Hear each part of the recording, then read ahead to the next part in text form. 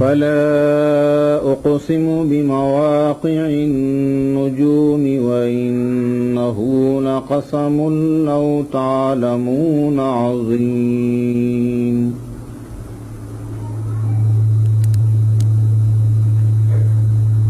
إنه لقرآن كريم في كتاب مكنون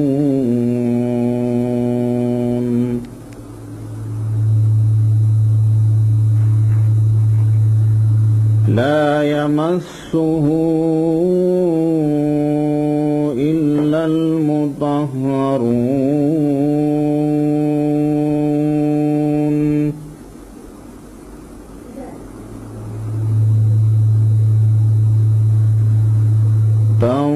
تنزيل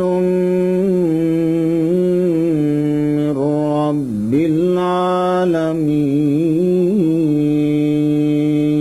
العالمين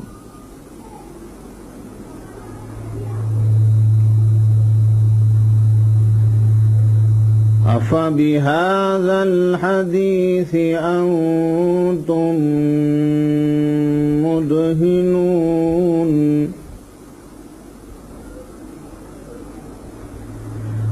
وتجعلون رزقكم أنكم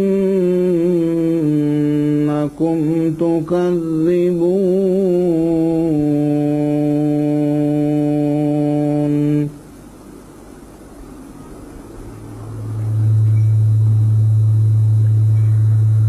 فلولا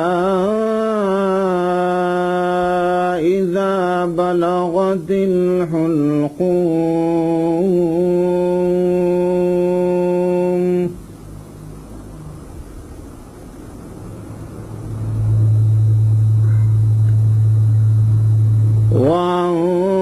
وأنتم حينئذ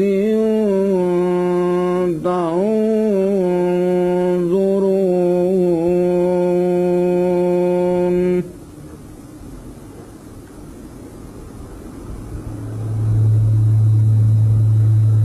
ونحن أقرب إليه منكم ولكن لا تبصرون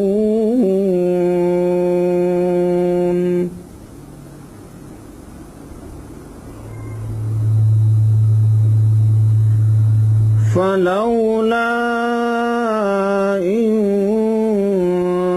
كنتم غير مدينين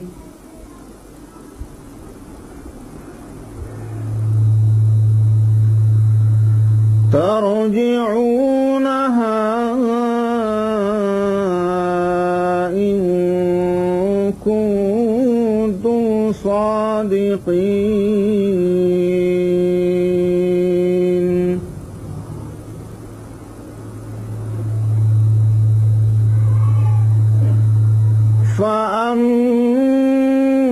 فأما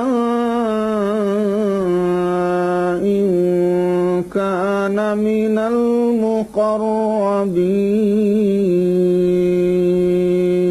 المقربين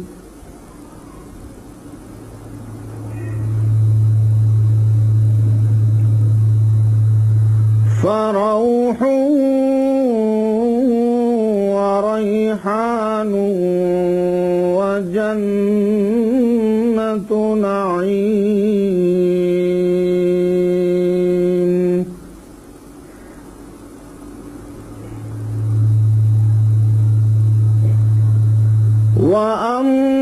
وأما إن كان من أصحاب اليمين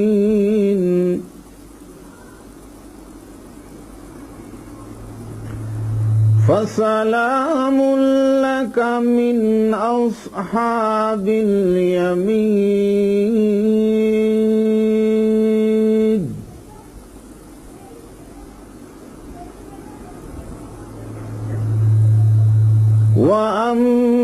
وأما إن كان من المكذبين الضالين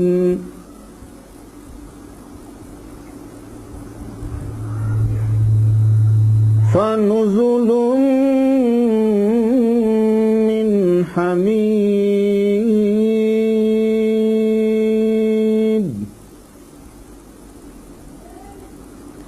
وتصلية جحيم إن هذا لهو حق اليقين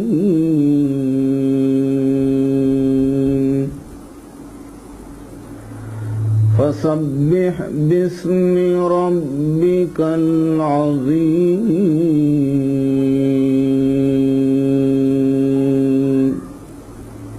صدق الله العظيم.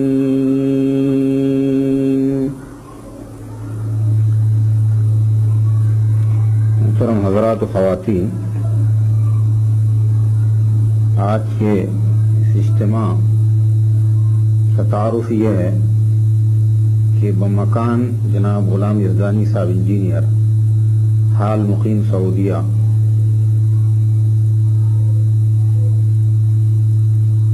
سوماجی گوڑا بتاریخ 5 جولائی 88 عیسوی بروز منگل بوقت بعد اثر یہ اجتماع منعقد کیا جا رہا ہے، اور عنوان ہمارا یہ ہے کہ قرآن مجید کا تعارف آپ کے سامنے کرایا جائے اور یہ بتایا جائے کہ یہ قرآن مجید کی دعوت کیا ہے اور اس دعوت کے تقاضے کیا ہیں اور عملی طور پر ہم کو کیا کام کرنا ہے۔ قرآن مجید کے بارے میں ہر مسلمان کچھ نہ کچھ جانتا ہے کہ یہ اللہ تعالیٰ کا آخری ہدایت نامہ ہے، قیامت تک کے لیے ہے، اور ساری انسانوں کی ہدایت اور نجات کا ذریعہ صرف اور صرف قرآن مجید ہے۔ اور ہم مسلمان اس کے تقدس اور بزرگی کو مانتے ہیں۔ قول و قرار اور قسم کی نوبت آتی ہے تو ہم اس سے فائدہ بھی اٹھاتے ہیں، بطور ثواب کے بھی اس کو پڑھتے ہیں، اور کسی چیز کو حق یا ناحق قرار دینے کے لیے، صحیح یا غلط ثابت کرنے کے لیے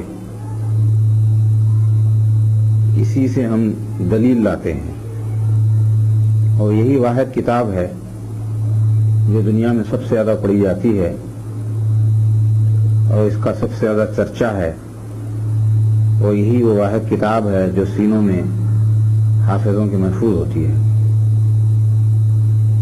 اور یہی وہ مقدس کتاب ہے، عظمت والی کتاب ہے جس کو بہترین غلافوں میں لپیٹ کر اوپر رکھا جاتا ہے۔ ہماری تقریر کے چند عنوانات ہیں قرآن مجید کے تعارف کے اصل عنوان کے تحت۔ ایک عنوان یہ ہے کہ قرآن مجید کیسی کتاب ہے، اور دوسرا عنوان یہ ہے کہ اس کے ہم پر کیا حقوق عائد ہوتے ہیں۔ تیسرا یہ کہ بالفعل اس وقت ہمارا اس سے کیا تعلق ہے، حقیقت میں کیا ہونا چاہیے۔ پھر یہ آخر میں عرض کریں گے کہ وہ کون سا پیام ہے جو اس کتاب میں دیا گیا ہے، یعنی پریکٹیکل پروگرام قرآن مجید ہمارے سامنے کیا پیش کرتا ہے۔ بس یہی موضوعات ہیں جن پر آج ہم کو گفتگو کرنا ہے۔ قرآن مجید کے بارے میں خود قرآن مجید نے اپنا تعارف کرایا ہے۔ ایک تفصیلی عنوان ہے کہ قرآن مجید اپنے تعارف کے سلسلے میں کیا تفصیلات پیش کرتا ہے۔ یہاں مختصراً یہ عرض کریں گے کہ اللہ تعالیٰ نے انسانوں کی رہنمائی کے لیے آدم علیہ السلام سے لے کر محمد رسول اللہ صلی اللہ علیہ وسلم تک 1,24,000 پیغمبر بھیجے، اور سب سے آخری پیغمبر حضرت محمد مصطفیٰ صلی اللہ علیہ وسلم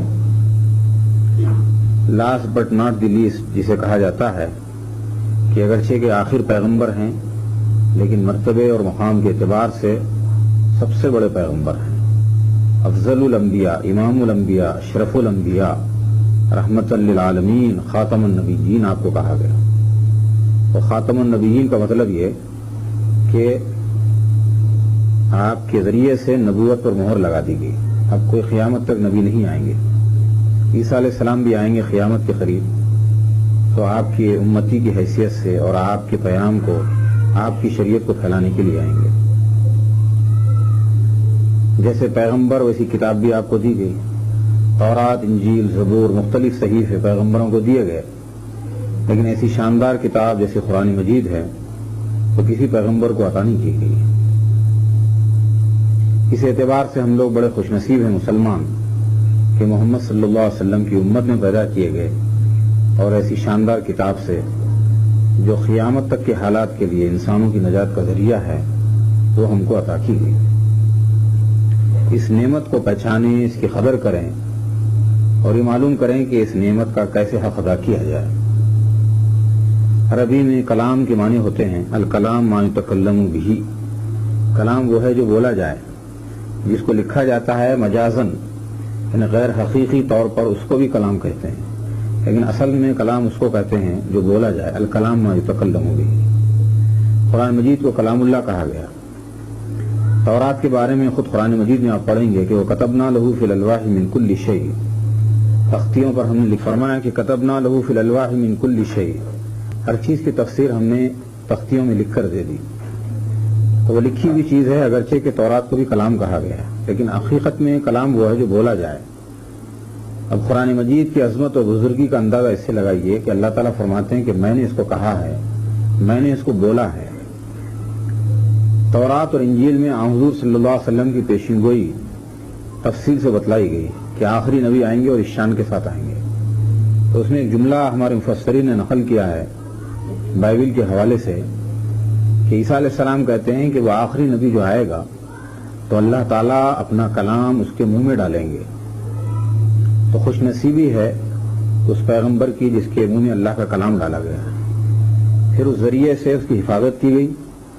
اور موجودہ ہمارے زمانے میں اس وقت قرآن مجید کے 90 لاکھ حافظ قرآن ہیں، 90 لاکھ یعنی 9 ملین، کہ جس میں چھوٹے بچے بھی ہیں، بڑے بھی ہیں، عورتیں بھی ہیں، مرد بھی ہیں، بینا بھی ہیں، نابینا بھی ہیں، اور دنیا میں کوئی کتاب انسان کو حفظ نہیں ہوتی سوائے قرآن مجید کے۔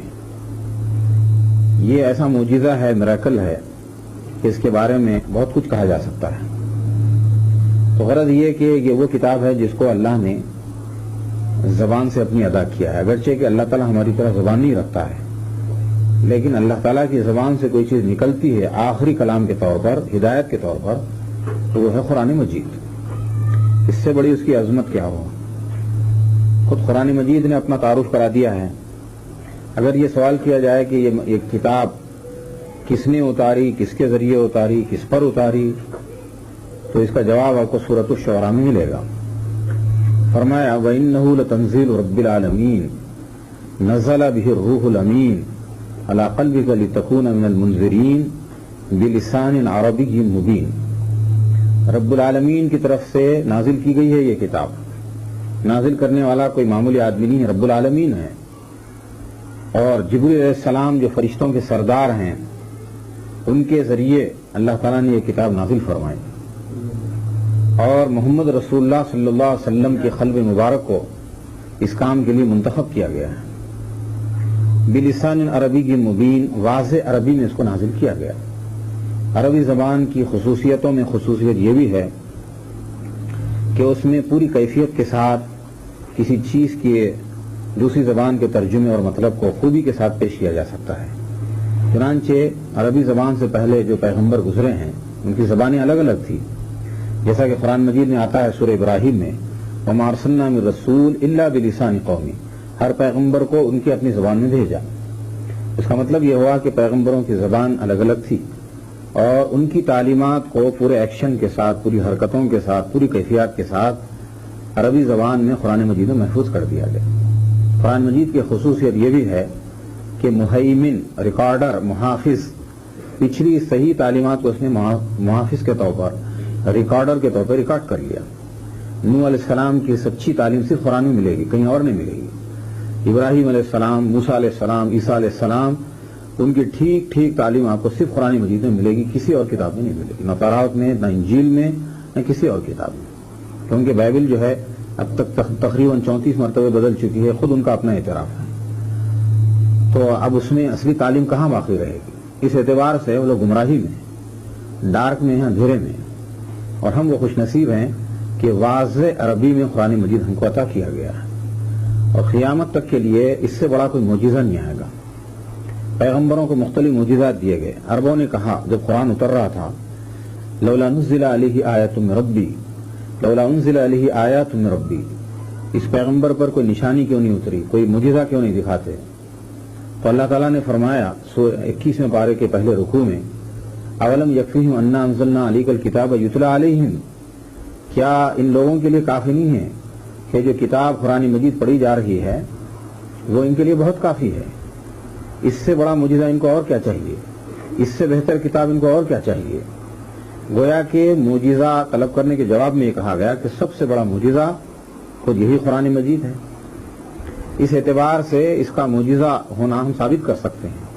اس کی قرأت پر غور کیجئے، اس کے قواعد ہیں، پروننسیشن کے ساتھ پڑھا جاتا ہے، اور دنیا میں یہی ایک واحد کتاب ہے جو سینے میں محفوظ رہتی ہے، اور اس قدر صحت کے ساتھ اللہ نے آج تک ہم تک پہنچایا اس کو۔ ان لوگوں کی خبروں کو اللہ تعالیٰ منور کرے جنہوں نے محنت کر کے اس کلام کو ہم تک پہنچایا، اور اس کی تفسیریں لکھی، اس کو سونے چاندی کے پانی سے لکھا، بہترین بہترین جو ہے اس کے کتابت کے نمونے ہمارے سامنے پیش کیے، اور بڑی خدمت کی انہوں نے، تو سینہ بسینہ اس کو منتقل کیا گیا۔ آپ اندازہ لگائیں کہ کروڑوں سینے سے یہ قرآن گزرتے گزرتے ہمارے پاس آیا ہے، اور آج یہ قرآن جس اسپیڈ سے پڑھا جاتا ہے، جس تیزی سے پڑھا جاتا ہے، جس صحت کے ساتھ پڑھا جاتا ہے، دنیا کی کوئی کتاب نہیں پڑھی جاتی۔ مثال کے طور پر اگر چائنا سے، جاپان سے، جرمنی سے، کہیں سے کوئی بڑے سے بڑا عالم آ جائے اور قرآن مجید درس دیتے ہوئے، تقریر کرتے ہوئے ایک زبر زیر پیش یا ایک حرف غلط اور پڑھ دے تو فوراً ایک حافظ بچہ اس کو ٹوک دیتا ہے۔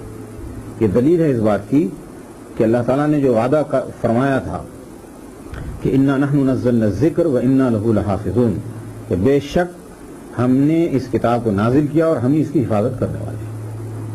یہ میریکل ہے، معجزہ ہے۔ یہ ایک حافظ کو خود اندازہ نہیں ہوتا کہ اس کی زبان سے جو الفاظ قرآن کی شکل میں نکل رہے ہیں کیسے نکل رہے ہیں، پوری صحت کے ساتھ۔ ایک ڈاکٹر کو ہزاروں دعائیں یاد ہوتی ہیں، لیکن اس اسپیڈ کے ساتھ دواؤں کو نہیں سنا سکتا جس اسپیڈ کے ساتھ قرآن مجید پڑھا جاتا ہے، چاہے قرآن دیکھ کر پڑھیں، زبان ہی پڑھیں۔ ایک میتھمیٹیشین کو میتھمیٹکس کے ہزاروں فارمولے یاد ہوتے ہیں، لیکن وہ تیزی کے ساتھ سنا نہیں سکتا جیسے کہ قرآن مجید سنایا جاتا ہے۔ اگر کسی بچے کی مدر ٹنگ اردو ہو تو اردو میں کوئی کتاب دیکھ کے نہیں پڑھ سکتا اس اسپیڈ کے ساتھ جیسے قرآن پڑھا جاتا ہے۔ کوئی اگر ایڈوکیٹ ہے اور ہزاروں مرتبہ قانون کی کتابیں پڑھتا، دیکھتا ہے، ریفر کرتا ہے، تو قانون کے الفاظ پورے کے پورے یاد نہیں کر سکتا جس طریقے سے قرآن مجید یاد ہوتا ہے۔ یہی وہ واحد کتاب ہے کہ اللہ تعالیٰ یاد کرواتے ہیں، محفوظ کرواتے ہیں۔ تو وہ سینے کتنے خوش نصیب ہیں کہ جنہوں نے قرآن مجید کو ریکارڈ کر لیا، قرآن کے حافظ ہو گئے۔ حدیث میں آتا ہے کہ قیامت کے دن ان ماں باپ کو ایک روشن تاج پہنایا جائے گا قیامت کے میدان میں کروڑوں انسانوں کے سامنے، کہ جنہوں نے اپنے بچوں کو قرآن مجید کی تعلیم دی، اس کا حافظ بنایا، اس کا عالم بنایا۔ حضور فرماتے ہیں کہ قیامت کے دن حافظ سے کہا جائے گا کہ قرآن مجید پڑھتا چلا جائے اور اپنے درجے بلند کرتا چلا جائے، ہر آیت پر اس کا درجہ بلند ہوتا رہا ہے، یہاں تک کہ جہاں وہ رکے گا اس کا آخری درجہ ہوگا۔ اور وہ روشن تاج جو پہنایا جائے گا ماں باپ کو، حدیث میں آتا ہے کہ اس تاج سے زیادہ روشن ہوگا اس سورج سے زیادہ جو تمہارے گھروں کے اندر آ جائے۔ تو فرمایا کہ خود حافظ کے ساتھ، عالم کے ساتھ کیا ہوگا وہ اللہ ہی بہتر جانتا ہے، ماں باپ کے ساتھ یہ ہوگا۔ یہاں آپ دیکھتے ہیں دنیا میں کہ کوئی فرسٹ کلاس پاس ہو جائے تو فوٹو آتی ہے اور خوشی سے لوگ اس کا تعارف کرواتے ہیں، گھروں میں دعوتیں ہوتی ہیں، لیکن یہ عزتیں انتہائی محدود ہیں، لمیٹڈ ہیں۔ وہ عزت جو حافظوں کو، عالموں کو، ان کے والدین کو قیامت کے دن ملے گی، کروڑوں اربوں خربوں درجے اس سے بڑی ہوئی ہے۔ ہماری نظر اس طرف نہیں ہے کہ قیامت کے منظر میں ہم کو تاج پہنایا جائے، ہماری اولاد کو، ہمارے ماں باپ کو۔ ہم صرف اسی دنیا کی حد تک اپنی نظر کو محدود کیے ہوئے ہیں۔ تو وہ ماں باپ کتنے خوش نصیب ہیں کہ جنہوں نے پیغمبروں کو جنم دیا، اولیاء اللہ کو پیدا کیا، جنہوں نے صالح اولاد تیار کی، جنہوں نے بچوں کو حفاظ بنایا، علماء بنایا، اور سمجھیے کہ دین کا ماہر بنایا، اور اس کے ساتھ ساتھ ان کی اسلامی بنیادوں پر تربیت کر کے ان کو صالح بھی بنایا، مصلح بھی بنایا کہ وہ خود بھی ہدایت یافتہ اور دوسروں کی ہدایت کے لیے سرگرم عمل ہیں۔ تو قرآن مجید کا یہ معجزہ ہے کہ یہ انسان کو عزت عطا کرتا ہے، یہ معجزہ ہے کہ یہ سینوں میں محفوظ ہوتا ہے۔ رب العالمین نے نازل کیا اور جبریل جیسے فرشتے کا انتخاب کیا اور کھربوں اربوں انسانوں کے قلوب میں سے محمد صلی اللہ علیہ وسلم کے قلب مبارک کو اس کے لیے منتخب کیا۔ یہ آسانی سے آپ کے قلب میں منتقل نہیں ہوا۔ ایک بجلی انسان کے جسم میں منتقل ہوتی ہے تو کیفیت محسوس ہوتی ہے۔ حدیث میں آتا ہے کہ جس وقت قرآن مجید اترتا تھا تو حضور صلی اللہ علیہ وسلم کو ایسا محسوس ہوتا تھا کہ جیسے گھنٹی کی آواز آ رہی ہے۔ اصلی حالت میں جبریل علیہ السلام کو صرف 2 ہی مرتبہ دیکھا آپ نے۔ قرآن مجید جبریل علیہ السلام سناتے گھنٹی مثل سلسلۃ الجرس، حدیث کے الفاظ ہیں، گھنٹی کی جیسی آواز آتی ہے۔ جب آپ کے قلب مبارک میں جبریل علیہ السلام اس کو منتقل کرتے قرآن کے کرنٹ کو، تو حضرت عائشہ صدیقہ رضی اللہ عنہ کہتی ہیں کہ جاڑے کے موسم میں پسینہ پسینہ ہو جاتے تھے، اور اگر بازو کوئی بیٹھے ہوئے ہوتے اور آپ کا پیر ان کے پیر پہ ہوتا یا جسم مبارک ان کو لگ جاتا تو ایسی کیفیت طاری ہوتی قرآن کی وحی کو حاصل کرتے وقت کہ گویا کہ ہڈی ان کی اب ٹوٹی جا رہی ہے، ٹب ٹوٹی جا رہی ہے۔ اتنا پریشر پڑتا، اتنا وزن پڑتا، اور اتنی اس کرنٹ کا جو ہے احساس ہوتا تھا۔ تو یہ اللہ کا کرنٹ ہے، روحانی کرنٹ جو جبریل نے حضور میں منتقل کیا۔ تو حضور صلی اللہ علیہ وسلم سے یہ چیز صحابہ تک پہنچی، پھر تابعین، پھر طبع تابعین، پھر ہوتے ہوتے ہم تک پہنچی ہے۔ لہذا اس کی جتنی بھی قدر کریں کم ہے۔ کس مبارک مہینے میں اس کو نازل کیا گیا؟ شہر رمضان الذی انزل فیہ القرآن، رمضان مبارک کے مہینے کو اس کے لیے منتخب کیا گیا۔ گویا رمضان کی برکت، فضیلت، سب کچھ جو ہے وہ اس قرآن کے طفیل سے، قرآن کی وجہ سے ہے۔ پھر وہ کون سی رات ہے، مبارک رات، کہ جس میں اس کلام کو پہلے نازل کیا گیا پہلے آسمان پر، پھر رفتہ رفتہ 23 سال میں حضور صلی اللہ علیہ وسلم پہ نازل کیا گیا۔ انا انزلناہ فی لیلۃ القدر، قدر کی رات میں، شب قدر میں ہم نے اس کو اتارا ہے۔ اور اس کے بارے میں آگے چل کے فرمایا لیلۃ القدر خیر من الف شہر، 1000 مہینوں سے بہتر رات۔ 1000 مہینوں میں وہ کام انجام نہیں پایا جو اس رات میں انجام پایا، اور وہ کام ہے قرآن مجید کا نزول یا اس کا اترنا۔ اس اعتبار سے سارے دنوں میں افضل ترین مہینہ رمضان کا، اور رمضان کا آخری عشرہ سب سے قیمتی، اس کی تاخراتیں، پھر اس میں بھی شب قدر جس میں قرآن مجید اتارا گیا۔ تو یہ رمضان المبارک کی فضیلت، شب قدر کی اہمیت، یہ سب کچھ قرآن مجید کی وجہ سے رب العالمین نے اتارا، جبریل علیہ السلام لے کر آئے، محمد صلی اللہ علیہ وسلم کے قلب مبارک پر اتارا، عربی مبین میں اتارا، رمضان کے مہینے میں، شب قدر میں۔ یہ ہے اس کی عظمت و فضیلت، اور یہ وہ کلام ہے جو اللہ نے منہ سے ادا کیا، اگرچہ کہ ہماری طرح منہ نہیں رکھتا اللہ تعالیٰ۔ اور یہ وہ معجزہ ہے کہ پیغمبر صلی اللہ علیہ وسلم دنیا سے چلے گئے، لیکن قرآن مجید کی شکل میں معجزہ چھوڑ کے چلے گئے۔ آج اس قرآن پہ ریسرچ ہو رہا ہے، اس کے احکام پر یورپ میں غور ہو رہا ہے، کیوں نہ چور کا ہاتھ کاٹا جائے تاکہ چوری کو ختم کیا جائے، کیوں نہ بدکار کو، زانیہ کو کوڑے لگائے جائیں، سنسار کیا جائے تاکہ یہ جرم ختم ہوتا چلا جائے، یہ لعنت مٹ جائے، اور سوسائٹی میں جو بے شمار بیماریاں، خباثتیں، گندگیاں اور مسائل پیدا ہو رہے ہیں اس سے محفوظ رہا جائے۔ آج اس بات پر ریسرچ ہو رہا ہے کہ سود کی وجہ سے غریب غریب تر ہوتا جا رہا ہے، امیر امیر تر ہوتا جا رہا ہے، لہذا سود کے بدلے میں زکوٰۃ اور خیرات اور صدقات کا سسٹم رائج کرنا چاہیے۔ قرآن مجید کے قوانین اور احکام پر آج ریسرچ ہو رہا ہے۔ آج لوگ سینکڑوں کی تعداد میں غیر مسلم اداروں کو خطوط لکھ رہے ہیں کہ اسلام کے بارے میں ہم سمجھنا چاہتے ہیں، لٹریچر دیجیے، اور فلاں ہمارے ڈاؤٹس ہیں ان کو کلیئر کیجیے، اور مسلمان ہیں کہ ہٹتے چلے جا رہے ہیں۔ تو خدا کے لیے سوچئے کہ ہم کتنے خوش نصیب ہیں کہ محمد صلی اللہ علیہ وسلم کی امت میں پیدا کیے گئے، اور آخری کتاب قرآن مجید کے حامل ہم کو بنایا گیا۔ اب حامل تو ہیں ہم، کتاب تو رکھتے ہیں، اور ہم کتاب کے ذمہ دار ہیں، اٹھانے والے ہیں، لیکن حامل ہونے کے ساتھ ساتھ اس کے عامل بنے، اس کے عالم بنے، اس کو سمجھیں، اس کو پھیلائیں۔ تو یہ میں نے مختصر تعارف کرایا کہ بڑی باعظمت کتاب ہے، اب سوال یہ پیدا ہوتا ہے، دوسرا عنوان یہ سامنے آتا ہے کہ اس کے حقوق کیا ہیں. اس کے 4 حقوق ہمارے سامنے آتے ہیں. پہلا حق یہ ہے کہ ہم اس کی خیرات کریں، اور خیرات کے معنی ریسیٹیشن، ریڈنگ کے آتے ہیں. یعنی قرآن مجید کو پڑھنا چاہیے. کیسے پڑھنا چاہیے؟ قرآن مجید تجوید سے اترا ہے، قواعد کے ساتھ اترا ہے، بہترین پروننسیشن کے ساتھ اس کو تلفظ کے ساتھ پڑھنا چاہیے. ہم مشن اسکول میں بچوں کو کیوں پڑھاتے ہیں؟ کتاب وہی ہوتی ہے اور ایک عام اسکول میں بھی پڑھاتے ہیں، لیکن مشن اسکول کو اس لیے پسند کرتے ہیں کہ پڑھانے والے کرسچن ہوتے ہیں، ان کا پروننسیشن بڑا اچھا ہوتا ہے، اور خط جو سمجھے کہ ان کے ایکسنٹس ہوتے ہیں، اس لیے اس کو ہم ترجیح دیتے ہیں، پریفر کرتے ہیں، اور پھر ہزاروں کا ڈونیشن دے کے چھوٹے چھوٹے بچوں کو ہم شریک کراتے ہیں. 20,000 ڈونیشن، 25,000 ڈونیشن KG کے لیے، محض بچوں کا تلفظ اچھا ہو جائے اور انگریزی میں کچھ اچھل کود آ جائے. تو یہ ہے انگریزی کی اہمیت. تو قرآن کی اہمیت کیا ہوگی؟ کیا قرآن ہی ایک ایسی کتاب ہے کہ جس کا مقام تیلگو سے، انگلش سے، سائنس سے، ہر چیز سے گرا ہوا ہے؟ کیا آپ 10 روپے کے آدمی کو پڑھانے کے لیے رکھیں، 20 روپے والے کو رکھیں، 50 روپے والے کو؟ آپ 100 روپے والے کو رکھیے، 200 والے کو رکھیے، تو آپ کے بچے کو بہتر قرآن پڑھائے گا. تو پہلا اور ابتدائی اور کم سے کم یہ حق ہے کہ ہم قرآن مجید پڑھیں، بغیر ترجمے کے صحیح، لیکن ہاتھ میں تو لیں، پڑھیں تو صحیح. تو اس سے اس کا احترام آہستہ آہستہ پیدا ہوگا. لیکن قرآن میں 6,600 سے زیادہ آیتیں ہیں. کسی آیت میں یہ نہیں کہا گیا کہ یہ کتاب سے ثواب کی خاطر آئی ہے. کہیں بھی آپ نہیں پڑھیں گے کہ یہ کتاب ثواب کی خاطر آئی ہے. ثواب تو بہرحال ملتا ہے، مومن کی ہر حرکت میں ثواب ہے. سونا، جاگنا، کھانا، پینا، ہنسنا، بولنا، ہر کام میں ثواب ہے. حدیث میں آتا ہے کہ قرآن کی ایک ایک حرف پہ 10 نیکیاں ملتی ہیں. الف پر 10 نیکیاں، لام پر 10 نیکیاں، میم پر 10 نیکیاں، الف لام میم پڑھنے پر 30 نیکیاں. یہ تو ہے، گھٹ ہے بالکل، لیکن یہ کم سے کم درجہ ہے.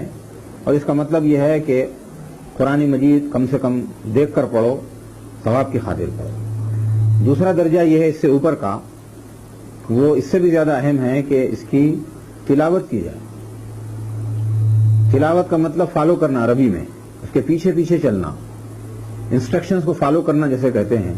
تو قرآن مجید کے انسٹرکشنز کو فالو کرنا، اس کے پیچھے چلنا، اس کی اتباع کرنا، اس کو لائٹ کے طور پر استعمال کرنا، اس کی روشنی میں زندگی کا راستہ طے کرنا. پہلا جو حق ہے خیرات، ریسیٹیشن، ریڈنگ جس کو بولتے ہیں، تو کم سے کم ایک مسلمان سوتے وقت یا صبح اٹھنے کے بعد تھوڑا سا قرآن مجید پڑھے. سورہ واقعہ پڑھ کے سو جائیے، سورہ ملک پڑھیے، آیت الکرسی پڑھیے، دعائیں پڑھیے، اور سمجھیے کہ آمن رسول پڑھیے سوتے وقت، اور صبح اٹھنے کے بعد سورہ یاسین پڑھیے، رحمان پڑھیے، کچھ اور پڑھیے. لیکن محض وظیفے کے طور پر پڑھنا، بلائیں دور کرنے کے لیے پڑھنا، برکت کے لیے پڑھنا، ثواب کے لیے پڑھنا، یہ کافی نہیں ہے. اس سے ہم اللہ کے پاس بچ نہیں سکتے، اور قرآن مجید کا اس سے صحیح حق ادا نہیں ہو سکتا. بہرحال تجوید کے ساتھ پڑھنے کی کوشش کریں. ہر آدمی اس قابل نہیں ہے کہ اس کی زبان میں اتنی صفائی ہو کہ وہ اچھا قاری بنے، مجوید بنے، تجوید کے ساتھ پڑھے. لیکن اگر تجوید سیکھ سکتے ہیں تو سیکھنا چاہیے، اور اگر نہیں سیکھ سکتے ہیں تو کم سے کم موٹا موٹا تلفظ صحیح کر لیں. یہ جو پڑھنے کا انداز ہے، جیسے ہمارے یہاں پڑھتے ہیں الحمد للہ ہے، یہ جو انداز ہے یہ بہت ہی غلط انداز ہے. اللہ کے کلام کو سنوار کے پڑھنے کا حدیث میں حکم ہے. حضور فرماتے ہیں زینوا القرآن باصواتکم، قرآن کو زینت دو اپنی آوازوں کے ذریعے سے. ایک حدیث میں آتا ہے جو غنا نہ کرے وہ ہم میں سے نہیں. غنا کا مطلب ہے اچھی آواز کے ساتھ پڑھنا. تو عمدگی کے ساتھ پڑھنے کی فکر کریں. ایک چھوٹا بچہ قرآن پڑھتا ہے تو کتنا اچھا لگتا ہے، اس کی آواز کتنی بھلی معلوم ہوتی ہے. اس لیے اچھے تلفظ کے ساتھ پڑھنا چاہیے. تو اپنے بچوں کو ایک قاری کے پاس قرآن پڑھائیے بچپن سے، تاکہ قرآن اچھے انداز میں بچہ پڑھ سکے. اور قرآن کے پڑھنے میں جادو کا اثر ہے، جادو کا اثر ہے. آج بھی مثل مشہور ہے کہ قرآن مکے میں اترا، مصر میں پڑھا گیا، ہندوستان میں عمل کیا گیا. یعنی عمل کرنے والے زیادہ تر ہندوستان میں ہیں، اور مکے میں اترا، پڑھنے والے بہتر سے بہتر مصر میں آپ کو ملیں گے. وہاں کے قرہ بڑے مشہور ہے. اور ایک ہی قرأت، ایک ہی رکوع کو، ایک ہی آیت کو آپ مصری قرہ سے پڑھائیے تو ہر قاری ایک نئے لہجے میں، نئے انداز میں پڑھے گا، اور ان کے پڑھنے میں بڑا جادو کا اثر ہے. عورتوں میں ام کلثوم گزری ہے، گانے والی مشہور. وہ ایک زمانے میں قرآن پڑھا کرتی تھی. اس کے قرآن کی کیسٹ بھی ہیں اور سننے کے قابل ہیں. وہ یہاں غالباً نہیں ہیں، لیکن ایک زمانے میں قرآن وہ بہت اچھا پڑھتی تھی. پھر شیطان نے اس کو بھٹکایا اور گانے کی لائن میں اس کو لے کر چلا گیا. غرض یہ کہ اگر وہ قرآن کی خاریہ ہوتی تو آج دنیا میں اس کے معلوم نہیں کتنے شاگرد ہوتے. बहरहाल कुरान मजीद के पढ़ने में गैर मामूली असर है। जैसे गाना सुन के लोग मशहूर हो जाते हैं, जादू का जैसा असर होता है, वो टेम्पोररी होता है और उसमें शहवत जो है बढ़ती है आदमी की, बुरे जज्बात पैदा होते हैं। लेकिन कुरान मजीद एक अच्छे कारी से सुनता है तो अच्छे जज्बात परवरिश पाते हैं, सुकून की कैफियत महसूस होती है और आदमी पर रिखत तारी होती है और कुरान मजीद को समझने और सुनने से एक खास किस्म की क़ल्ब व दिमाग पर कैफियत तारी होती है। तो बहरहाल ये पहला हक है कि कुरान मजीद की क़िरात हो और उसको उमदगी से पढ़ने का एहतमाम करें। अच्छे से अच्छे कारी को रखिए या कैसेटों के जरिए, ऑडियो वीडियो के जरिए से भी आप बच्चों को कुरान सिखा सकते हैं। चनांचे हम लोग भी इसकी तैयारी कर रहे हैं कि छोटे बच्चों और औरतों को जो घर में सीखना चाहें वो ऑडियो वीडियो के जरिए से भी अच्छी से अच्छी क़िरात सीख सकते हैं। खुद हमने रेडियो काहिरा पर 8-10 साल अच्छे अच्छे कारियों को सुना और थोड़ी सी उनकी नकल करने की कोशिश की है। इससे फ़ायदा उठाना चाहिए। दूसरी चीज़ यह है कि कुरान मजीद की तिलावत हो, और तिलावत के माने गौर व फिक्र करना नहीं, सिर्फ पढ़ना नहीं, बल्कि उसको फॉलो करना और उसकी रोशनी में अपनी ज़िंदगी का रास्ता तय करना है। कुरान मजीद में आता है यतलून हक़्क़ तिलावती, कुरान ऐसा पढ़ो जैसे पढ़ने का हक़ है। इत्तबिउ मा उन्ज़िला इलैकुम रब्बिकुम वला तत्तबिउ मिन दूनिही औलिया, कुरान मजीद